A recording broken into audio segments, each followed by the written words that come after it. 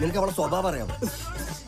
തങ്കപ്പെട്ട കൊച്ചു ഇപ്പൊ എത്തുമുത്തേ ഈ കാറോ ഇവിടെ എന്താ ചേട്ടാ ചെറിയൊരു സംഭവം ഉണ്ട്. എന്താ?